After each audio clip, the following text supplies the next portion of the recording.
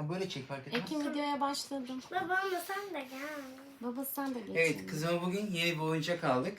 İsmi de President Pants adlı. 100'den fazla fonksiyonu varmış köpeğimizin. Yine taklit etme ve bizim onu taklit etmemizi istiyor. Havlıyor. Ve bazen Prenses Peri modu dahi olduğunu. Ve kendi kendisini kutuyu parçalayacağından bahsediyorlar. Biz de şimdi onu deneyeceğiz. Değil mi kızım beraber? Heyecanlı mısın? Evet. Nasıl yapacağız peki şimdi? Buradaki kağıdı çekip. Tamam hadi başlayalım. Hadi çekelim bakalım ve artık ona bırakacağız zamanı. Evet. Aa, sesi duydunuz mu? Aa.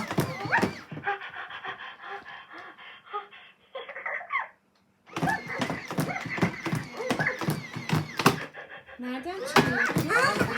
Patisini açtı. İlk patisini oradan açtı. İkinci patisini açtı. Anne.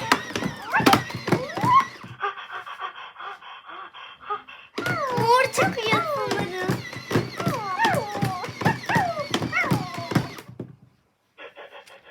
Yoruldu galiba birazcık değil mi?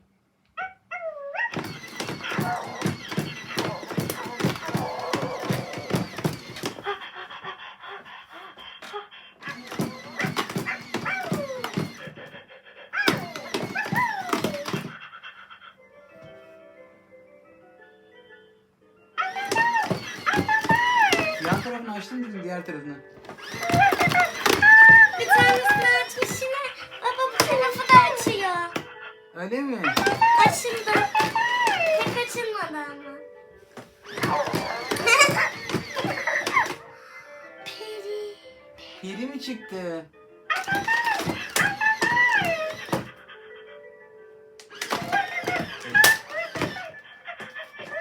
Kanatları var. Orayı tam açtığı için göremiyorsun ama diğer tarafı komple açtı. Çekeyim. Yardımcı ol bakalım. Evet, oyuncağımız burada. Çevir Döndür bakalım. bakalım.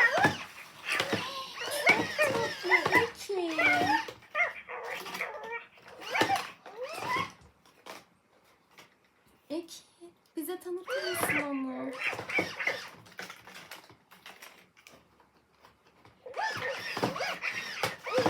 Ne kadar heyecanlı. Yeni sahibiyle tanıştığı için.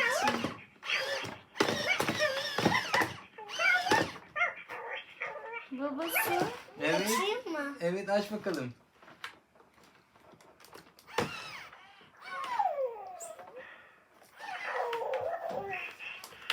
Bekle bir saniye.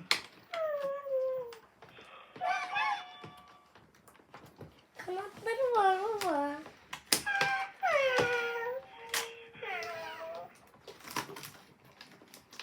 Ben şu yüzükleri çıkarayım bari.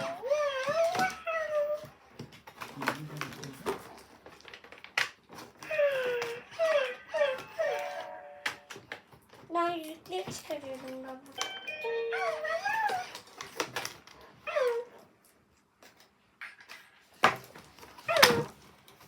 Bu arada arkadaşlar böyle bir sürü küçük küçük yüzük gibi şeyler çıktı.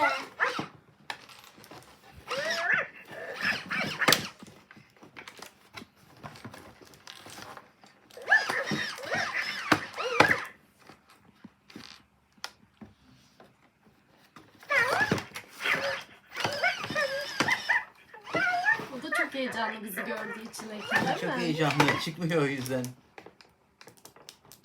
Ares nasıl bir tepki verecek bilmiyorum. Ne diyor?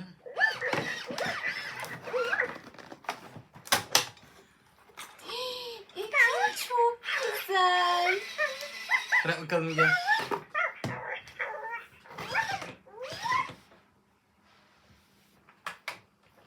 Bak baba burasından takılıyormuş o yüzden çıkmıyor. Evet. Baba yüzük gibi şeyler de çıktı. Aa.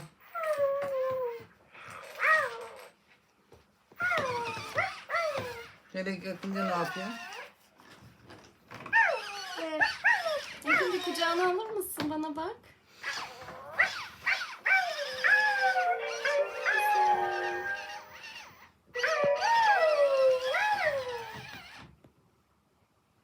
Hem de bunu hangi parayla aldın Ekin? Hı?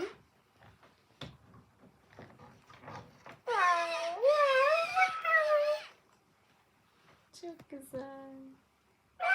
Sarıl bakalım babaya. Teşekkür et. İyi günler efendim. Şimdi neler yapıyormuş annesi o biliyor musun?